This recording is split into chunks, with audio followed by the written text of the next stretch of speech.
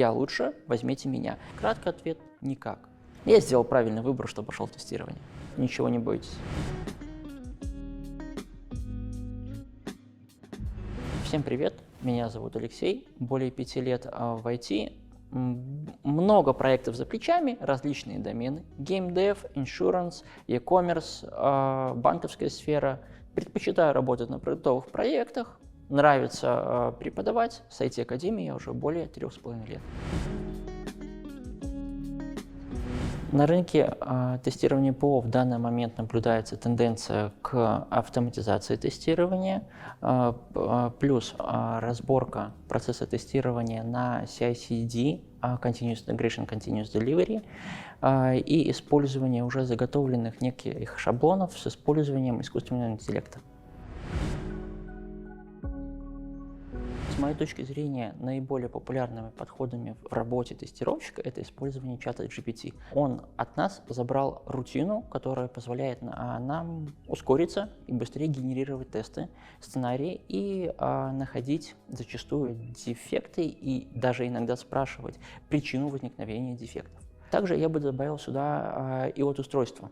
К примеру, я думаю, что не всем захочется, чтобы их чайник, который подключен к умному дому, включился, потому что его взломал хакер. Сюда же можно опять же добавить Continuous Delivery. Важно понимать и разбираться, что это такое и как это работает. Начинающим тестировщикам точно так же сложно, как и выпускникам IT-академии других специальностей. На рынке сейчас большая конкуренция, одновременно большой спрос. Все работодатели, которые хотят найти себе тестировщиков, ищут квалифицированных специалистов, причем они должны выделяться на фоне тех, кто подался на заявленную вакансию. Выделяться определенным уровнем знаний, не только базовыми, но и знать что-то, что выделит их на голову выше, чем остальные. На старте будет прекрасно иметь понимание базовых основ программирования. Это не говорит о том, что вам нужно уметь программировать. Вам нужно понимать просто, как это работает. Без теории будет сложно. То есть это реально, но все равно, когда вы пойдете на начальном этапе собеседоваться, все, что вас могут спросить ввиду отсутствия практики, это теория. Поэтому нужно будет знать, конечно, как правило правописания. ChatGPT не повлиял на востребованность специалистов тестирования на рынке, потому что он не является их конкурентом, он является инструментом для получения текстовой либо какой-то визуальной информации, генерации текстовой и визуальной информации для тестировщиков, которые наоборот тестируют продукты, могут использовать результаты работы чата GPT в своей работе, тем самым ускоряясь в работе. Для того, чтобы увеличить шансы на свой оффер, во-первых, у человека должны гореть глаза. Плюс-минус у людей, которые приходят на собеседование, у них на начальном этапе уровень знаний одинаковый, но при этом причину, по которой выберут конкретного специалиста, будет какой-то незначительный элемент, которым он запомнился. Это должны быть горящие глаза, это должен быть emotional touch с специалистом, с которым пообщался, это должна быть какая-то дополнительная статья в интернете, которую он вычитал, прочитал, как это работает, новую технологию добавил в свой бэклог, и тем самым он выделился из толпы, либо запомнился. Оглядываясь назад на свой опыт, когда я принял решение пойти в IT-академию на курс функционального тестирования, скажу так, что я побоялся ответственности, что я не справлюсь. Сейчас я немного жалею, что побоялся, надо было быть немножко смелее. В тот же момент тестирование с точки зрения входа в IT-специальность, оно намного быстрее и короче по процессу обучения. Но находясь здесь, перед вами, я думаю, что я сделал правильный выбор, что пошел в тестирование. Даже сложно сказать, кем я себя вижу в не контура разреза видения тестирования. Тестирование – это мое все, это мое хобби, это моя работа, это моя жизнь. И, к сожалению, это аура тестировщика, которая меня преследует везде. Я понял, что тестирование – это мое, когда получил первую зарплату, потом я получил первое повышение, и потом я понял – мое, поехали. Tricky question, потому что многие считают, что я вот здесь войду, потом пойду в разработку, потом пойду в автоматизацию тестирования. По факту автоматизация тестирования – это совсем другое направление, это разные специальности. В то же время у меня много коллег, которые перешли, кто-то в разработчики, кто-то в проект-менеджеры, кто-то в автоматизацию тестирования. Были даже ребята, которые ушли в бизнес-анализ. Одновременно с этим я встречала студентов, которые, имея за плечами опыт разработки, пришли в тестирование, потому что им нравится тестирование.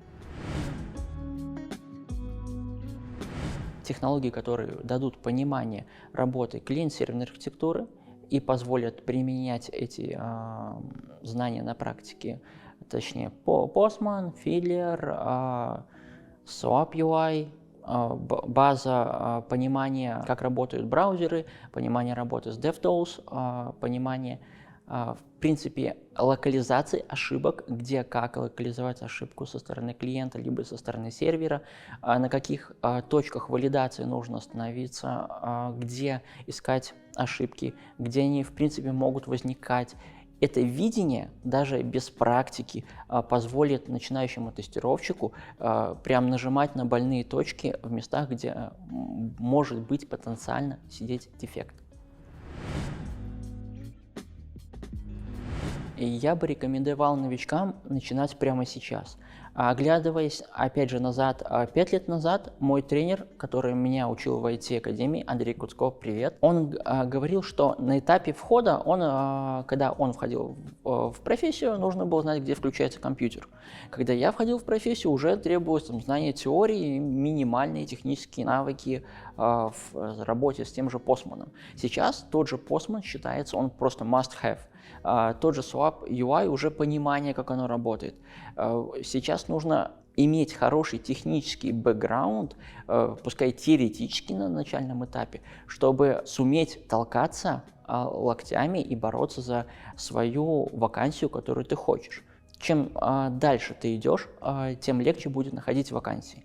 Но, опять же, на самом начале будет необходимо потолкаться и говорить: я лучше, возьмите меня, я такой котеночек. При этом нужно понимать, что soft skills здесь тоже пригодятся. Очень много решает emotional touch, не всегда с интервьюером, который проводит интервью, а с человеком, который придет на вас смотреть со стороны команды. То есть первый этап с HR вы прошли, приходит человек со стороны команды и говорит, начинает беседовать на какую-то там отвлеченную тему. И в этот момент, если emotional touch произошел, то есть матч команды, что вы там сангвиник, флегматик, и они совпадают с вами, то в принципе вам будет работать комфортно. Одновременно представьте, если вы холерик, вы приходите в команду к сангвиникам, и как вам будет с ними работать, либо же наоборот. Поэтому не всегда даже при сопоставлении и при подходящих технологиях и знаниях, которые есть у специалиста, его могут взять, потому что банально разные по складу характера. Одному хочется работать быстро, другие работают спокойно. И внеся сумбур в команду, можно эмоциональный фон в команде нарушить.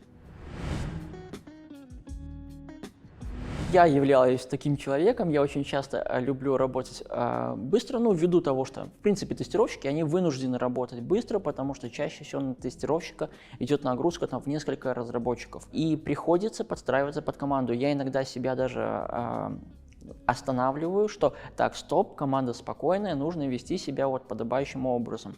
Иногда наоборот, я включаю, поднимаю уровень тревоги в команде, дабы их подстегнуть быстрее достигнуть результата. Это работает.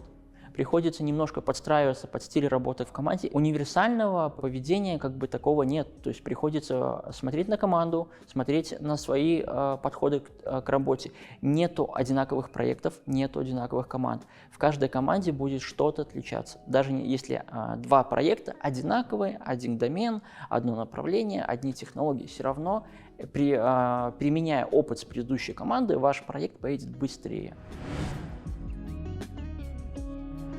Да, помню. Как сейчас помню, это мой проект, относящийся к парковкам. Очень интересный проект, он до сих пор живет, я его видел, очень бережные и нежные чувства по отношению к нему у меня вспоминаются, как мы проводили презентации, как мы ночью готовили сценарий, как мы прямо на реальных модельках показывали, как работает проект. То есть там интересный проект в том, что вы могли забронировать свою парковку, находясь еще дома. Вот, то есть, и не волноваться, что у вас в центре не будет парковочного места. По поводу профессиональных ресурсов и сообществ, которые помогут развиваться специалисту, могу порекомендовать такие как. Это Хабр, это статьи в телеграм-каналах, которых сейчас куча блогеров, которые детально разбирают различные темы. Единственное, что хотел бы предостеречь ребят на начальном этапе, не впитывайте всю информацию в интернете. Вы переполните себя информацией, вы не поймете, у вас будет каша в голове. Соберите ключевые знания и идите вперед, ничего не бойтесь.